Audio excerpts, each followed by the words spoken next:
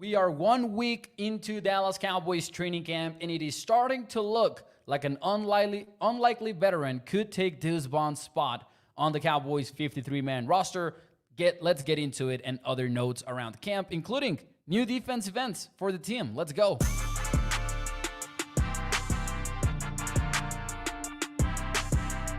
What is up, everyone, and welcome into A to Z Sports Dallas Primetime. Streaming with you live every Sunday and Thursday night at 8 p.m. Central here on Dallas On Demand Sports Talk Network.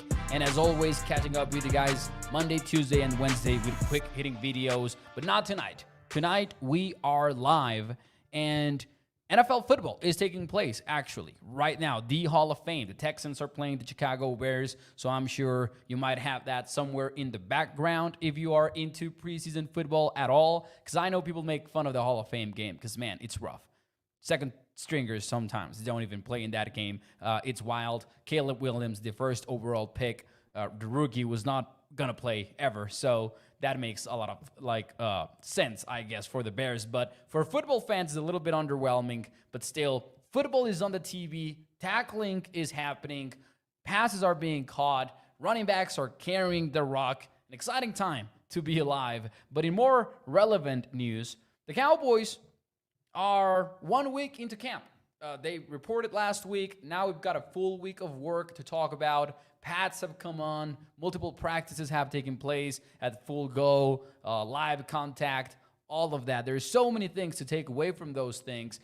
Yet today, one of the biggest ones on my mind is the running back position, because we've been wondering how this is going to look like when the season starts.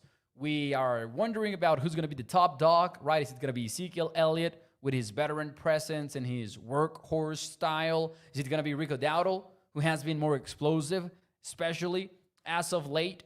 Or is it going to be, I don't think we're betting on anyone else to be the main back. But then you're also wondering about the bottom end of the depth chart. Is Hunter Lipke making the cut as the fullback? And then who's going to be running back 4/3, wherever you want to put the fullback there? It's kind of blurry, I understand. But I honestly thought early on in the process of the offseason that Deuce Vaughn was going to end up as the running back 4 of this team. Now I am seriously starting to question that, to the point that, gun to my head, if I had to put together a 53-man roster projection now on the spot, I don't think Deuce Vaughn would be on it. And honestly, it doesn't have a lot to do with what we've heard about Deuce, which I don't think has been very strong one way or the other. I don't think we've heard a lot of positive stuff about Deuce Vaughn, but I also don't think we've heard anything really negative about him.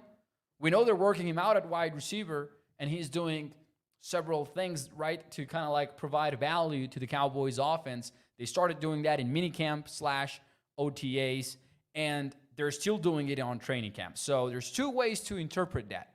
The Cowboys might be liking what they see in Deuce Vaughn as a wide receiver. Mike McCarthy mentioned in a recent press conference that specifically Deuce could be a wide receiver on empty sets, right? So when the Cowboys are trying to get those 5 receiving options for Dak Prescott, Deuce Vaughn might be one of them. And that's interesting, right? Because Dak Prescott working out of empty formations has actually been pretty efficient in his career. However, there is the Royce Freeman thing, and the Royce Freeman thing should not be taken lightly. Cowboys executives have talked about Royce Freeman in a very positive light, right? We heard Stephen Jones praise Royce Freeman and say that they've been very surprised about it. They asked Mike McCarthy about Royce Freeman, and his response was pretty strong. Like, the comments about Royce Freeman were pretty confident and pretty bullish on the veteran. And we're going to go over the line right now, that the quote, from Mr. Mike McCarthy on Royce Freeman, who I quote. He said, "Royce is just a bet that seems very, very comfortable in our system, has picked it up schematically, and has a really good understanding, particularly in the protection part. He does everything well. We knew him as a runner. But when you see running backs, when the bullets are really flying and the pass protection part of it, the declaration, the adjustments, all that, I think it's been excellent. And then he added, Freeman has got very good hands, has a very high understanding of the game, and also, and this is key, Cowboys Nation, so I want you to pay attention to this one, has a chance to be one of our primary players on special teams. So he is a really good fit for us. That was Mike McCarthy on Royce Freeman. Let me tell you something, man. That is strong praise for Royce Freeman, particularly because Mike McCarthy is touching on two areas that he cares so much about and that Deuce Vaughn really needs to work in. So let's break it down. Pass protection. Since the moment Mike McCarthy took over the Cowboys offense from offensive coordinator Kellen Moore last year, the biggest change that McCarthy instilled on this offense was arguably the pass protection role, the pass protection scheme in general, but then indirectly what that means for running backs. And since 2023, he's been talking about how pass protection-wise, he was just going to demand so much more of his running backs that the Cowboys did under Kellen Moore. So it is a very important aspect of the offense for McCarthy. It's always been one of the things that McCarthy really cares about, the pass protection scheme. So there's that. And then also McCarthy, and I think this goes for every other NFL team, it's not rocket science. If you're the number 4 running back of the team, you need to provide special teams value. And for Mike McCarthy to go out there and not only say they think Royce Freeman can play special teams, but for him to say he has a chance at being one of the primary players on special teams, that is no small comment. That is not something to gloss over. That is something that shouldn't be overlooked. Cowboys like Royce Freeman, it sounds like. Remember, this is not only McCarthy we've heard praise the veteran. We've also heard Stephen Jones be like, hey, Royce Freeman has been a surprise for us. We thought back when he was signed, and I will include myself in this, portion of the fan base and the following of the Cowboys. We thought, some of us, that he might be this year's version of Ronald Jones, right? The Cowboys signed Freeman as a kind of like a camp buddy, somebody that, hey, we'll see what he's got, right? Former 3rd-round overall pick. He might have something, and if not, well, we'll need him on training camp. Ronald Jones was eventually cut. Of course, he was suspended for the first 2 games. Not the case for Royce Freeman, but it's starting to sound a little bit different. And I don't know if you've noticed this, but Royce Freeman is showing up on a lot of those training camp clips when it's the first team or even the second team out there. There's been a lot of Royce Freeman clips on offense. So there's that, man. And we'll see what ends up happening, but here's my thing, tying it into Deuce Vaughn. You're likely going to carry 4 running backs based on standard practices around the league and based on what the Cowboys themselves have done historically and what they've done specifically with Mike McCarthy at the wheel. You're likely going to carry 4 running backs. I'm assuming they're going to carry Hunter Lipke as the fullback, and he's included in those 4. I mentioned him first because he might be the one that provides the more question marks because, Hunter Lipke was, had his moments as a rookie, also had some rough couple of sequences take place on the field. So some people might be like, there might be a chance for Hunter Lipke to be cut. But I would argue that Mike McCarthy has already mentioned specifically, hey, we want to run some 21 personnel stuff, right? Some 2 running backs, 1 tight end on the field type stuff. They want to run those concepts. And Hunter Lipke still shows up in those first team reps that we see in team drills. The other day, he was showing off his hands, being targeted back-to-back by Dak Prescott. So there are some, and Patrick Walker actually tweeted those clips out because you want to go check them out at Voice of the Star on Twitter/X, however you want to call it. But Hunter Lipke, I would assume, has a role as the fullback. He's also the only true fullback on the squad, and I think that shows confidence on their second-year player. So you got Hunter Lipke at fullback. That's one of the 4. I think we're all on the same page thinking that Zeke and Rico Dowdle are going to be the top guys. I don't know if Rico is going to end up as the number 1 guy or if it's going to be Zeke. I lean towards the former, right, just because Dowdle provides more explosion to the offense. But it's going to be those 2 at the top. So then there's, in my view, only one open spot, really, at the running back room. And sure, you've got Nathaniel Pitt, the undrafted rookie, and you've got Snoop Connor, and you've got Malik Davis, and they all might get in the mix. But to me, it does come down to Deuce Vaughn, and it comes down to Royce Freeman.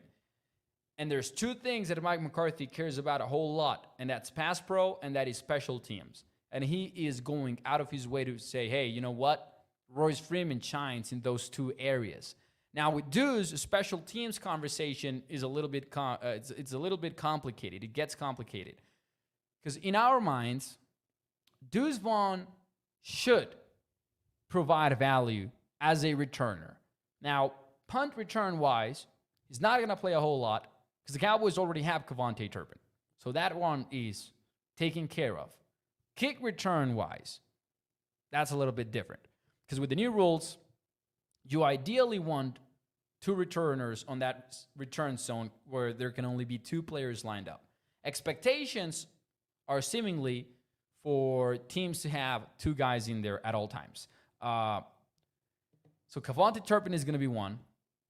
NFL teams are not likely to target Kevontae Turpin when they line up to kick off. So can Deuce Vaughn be the other guy, and can he be valuable enough, to win the battle against Royce Freeman, who is going to be a primary player, in the words of Mike McCarthy, in punt coverage, kickoff coverage, kick return, punt return. He's likely going to spend more time on the field as a special teamer as Deuce Vaughn, who is likely just going to be there for kick returns. Because Deuce Vaughn, with his size, he's not going to be out there in kickoff coverage trying to make the tackle, or in punt returns, or in punt coverage, That's just not going to happen. So Deuce has a complicated task of impressing the Cowboys enough as a kick returner and as a running back only to overcome that Royce Freeman hype right now.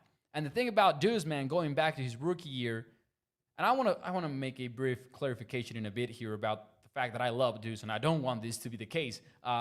So I don't want to come across as a Deuce Vaughn hater or something like that. But Deuce did struggle in pass pro. That was his thing in 2023. That's why he went from being active for the first few games of the season to being benched, basically, and becoming a consistent healthy scratch for the Cowboys starting after the San Francisco 49ers game.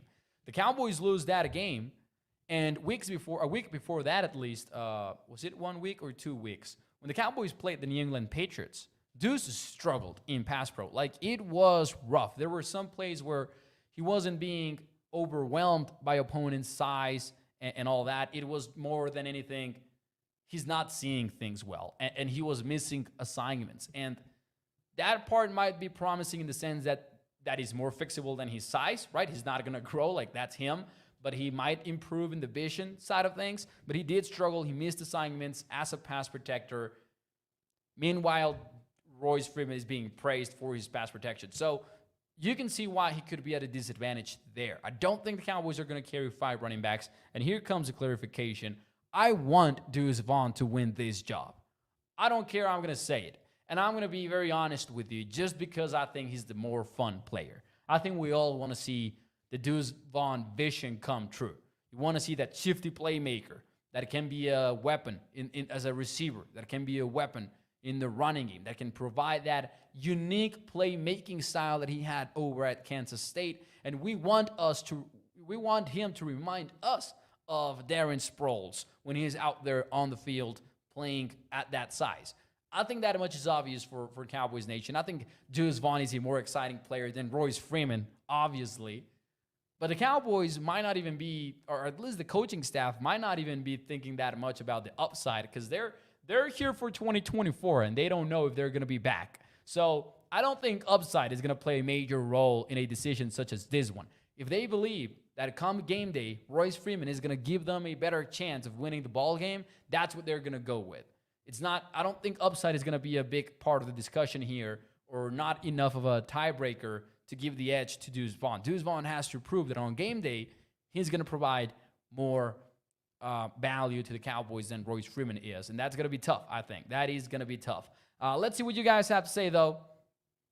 Let's see what you guys have to say, though, in the chat. Mark Aaron says Hunter is a lock, and Isidro agrees, right? Hunter Lipke is definitely on the 53.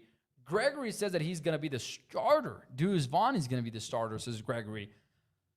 I'm going to be honest with you, Gregory. If Deuce was going to be the starter at running back, I don't think he would be taking snaps at wide receiver.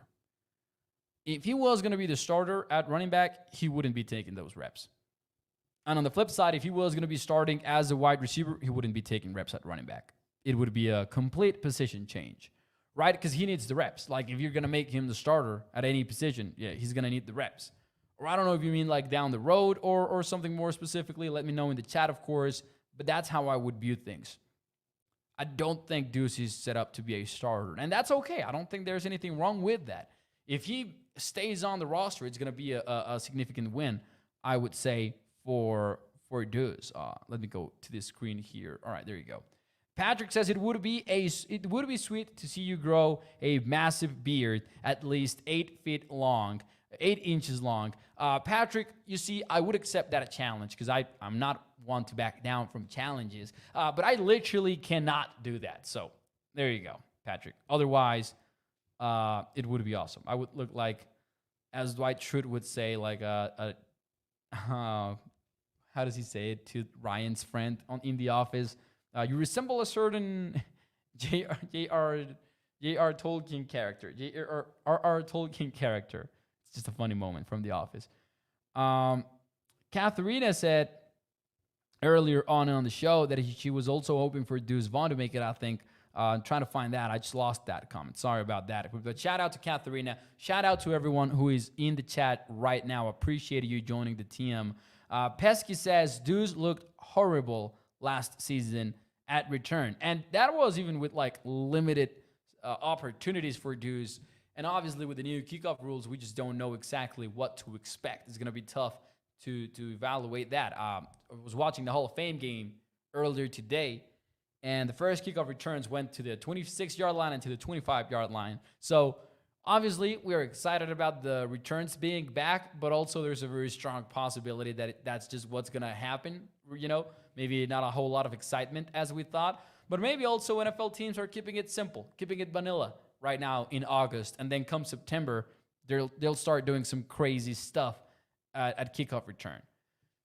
Just to recap that, I think Royce has the advantage over Deuce Vaughn right now because McCarthy cares a lot about pass pro, cares a lot about special teams value, and it seems like Royce has the edge on both those fronts right now. So how does Deuce Vaughn turn the tide around going into the thick of training camp and into the preseason?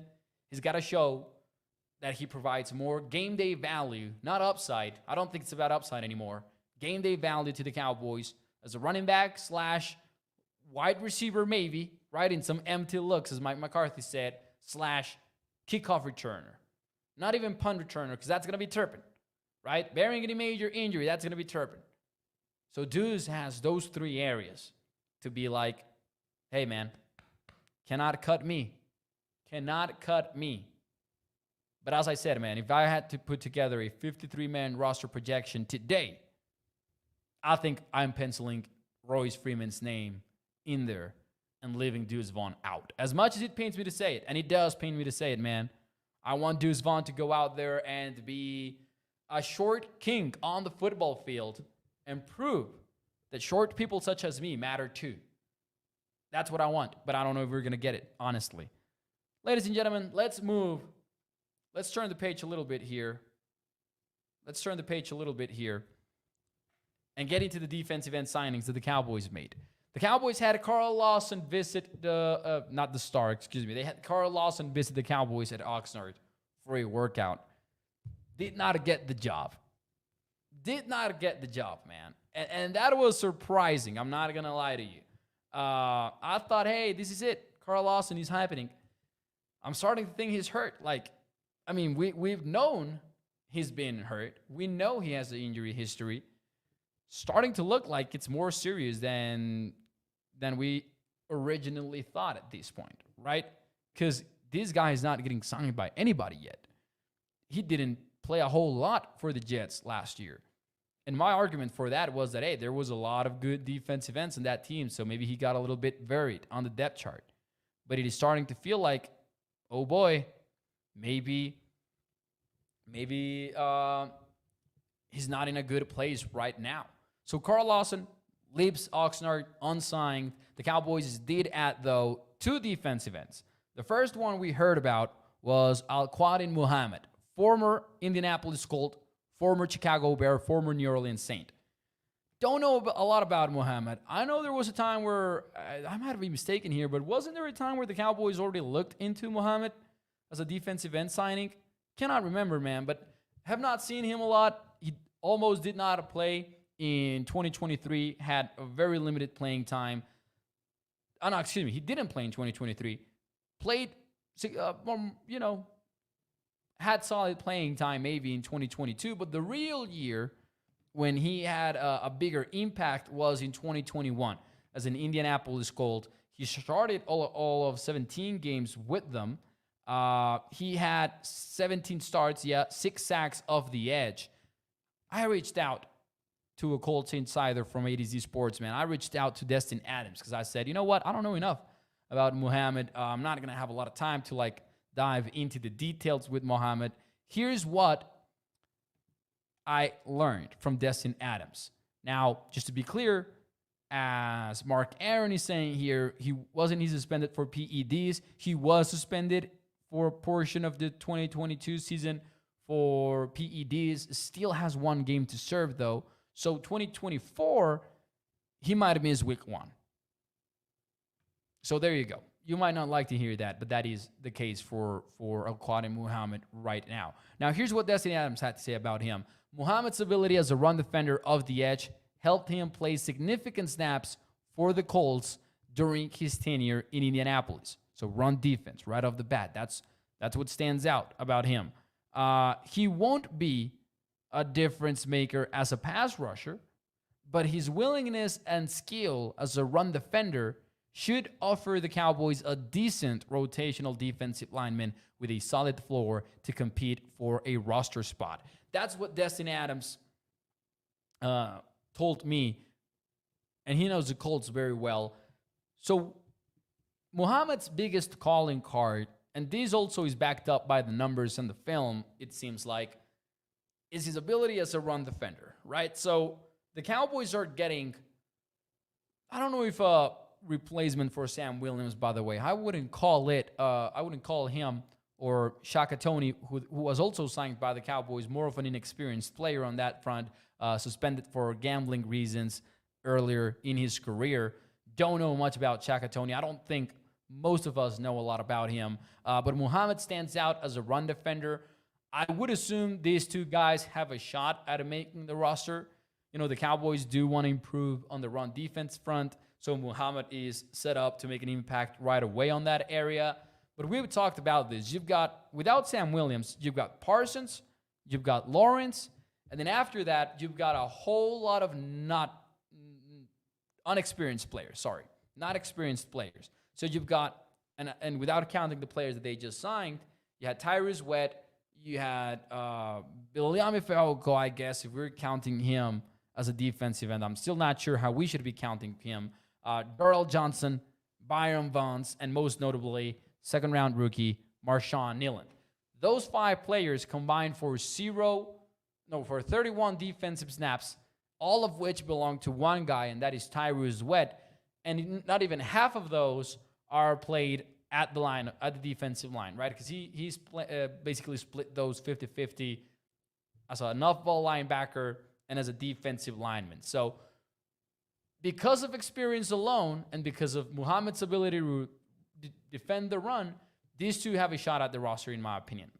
Shaka Toney, maybe a little bit less than Muhammad, because Muhammad has much more experience, but these 2 guys could absolutely earn a spot on the 53-man roster. Now, do they change the game for the Cowboys? Absolutely not. I think you're still worse today than you were before the Sam Williams injury. Now, are they plan A to replace Marshawn Neiland? I don't think, Sam Williams. I don't think so. Spoiler alert. I think it's Marshawn Neiland.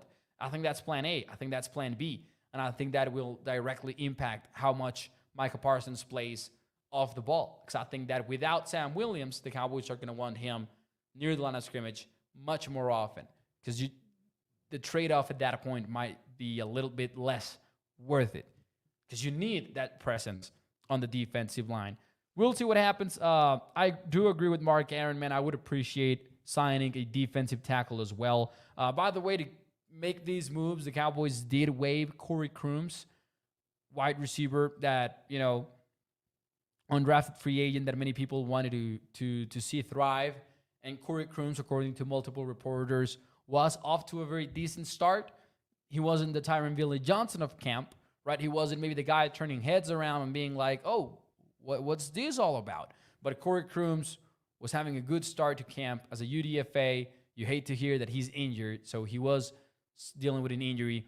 The Cowboys needed to sign some bodies, so now they waive him, and he's out of the picture now. So some roster maneuvering from the Cowboys on this beautiful Thursday. But you've got two defensive ends now to try to help replace Sam Williams. They're likely not going to be plan A. We'll find out if they're even plan B, but they got to fight for their roster spots. I think that is absolutely something that we know going into the season. Now, speaking of a crowded wide receiver room, speaking of Tyron Billy Johnson, let's talk about that.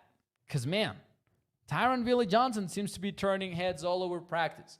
Now, I know what you're thinking. We do this every year. Every single July and August, there's one wide receiver, and sometimes it's a UDFA. Sometimes it's somebody that's spent a few years with the Cowboys on the back end, working behind the scenes, trying to get better. And sometimes it's a veteran like Tyron Billy Johnson, who has been in multiple teams, and he's trying to raise his hand and be like, I still got it. I still got it. And Tyron Billy Johnson has been in man coverage. He's been in zone coverage, made some tough catches. One of the best throws from Dak Prescott this training camp was to Tyron Billy Johnson over the sideline, right, where he's tracking the ball, adjusting, good catch. So Tyron Billy Johnson is footballing at a high level, and coaches are noticing it. Here's a problem, though. I don't know if Tyron Billy Johnson is getting ahead on a game that he cannot win. Here's what I mean. Similar to the running back conversation that we just had. This is not only a matter of, oh, you're good, you're on the team, you're bad, you're off the team. This is a numbers game. Cowboys are unlikely to carry 7 wide receivers on the squad. I don't see them carrying 7 wideouts. I think the number is going to be closer to 6. I think it is going to be 6. Exactly 6. And let's do the math. CeeDee Lamb, Brandon Cooks, Jalen Tolbert. They like Jalen Brooks to the point that they're talking about an open competition at wide receiver 3. So Jalen Brooks is on the list. Kevontae Turpin is obviously on the list because he's been so good as a returner, and now he's raising his hand and getting better and better as a straight-up wide receiver on offense. Also, seemingly competing for wide receiver 3 snaps, working with the first team and everything. So you're at 5, and you might be thinking, oh, there's still one spot. There's still one spot to work with, but then it is 5th-round rookie Ryan Flournoy. Now, could they stash him, as people are mentioning in the chat? Sustained the knee injury. Isidro says Flournoy is going to IR. I'm not sure that is going to be the plan, honestly, for Ryan Flournoy, because he returned to practice yesterday. So an IR stash move for Ryan Flournoy would be a little bit tough. But that's the only way that he might get into the roster, speaking about Tyron Billy Johnson. I think he's going to end up being cut, and it's going to be one of those all-camp storylines that we love to hear about, and then end up being a whole lot of nothing. But we'll see, man. We'll be patient. Tyron Billy Johnson, though, keep an eye out on him because it's going to be fun to see how it all plays out. Now, we've got a couple of interesting questions here. Katharina says, anything on those contracts, Mo? Nope. Not really. I'm sure you saw this. There's a famous Twitter/X account that goes by the name of Ricky. Ricky. And it's literally a dog wearing a cap, right? So it's a faceless account. Many people think that he's an anonymous agent, and he's gotten a lot of things done. He's gotten a lot of things right, reported. He talked about the Jordan Love extension days before it happened. Tua Tagovailoa as well, Trevor Lawrence. So he's got a lot of stuff right. And he tweeted out that the Cowboys and City were close to a deal. A lot of people, content creators included, were reacting to it. I understand why. Like, he has a solid track record. He also has mistakes in his past.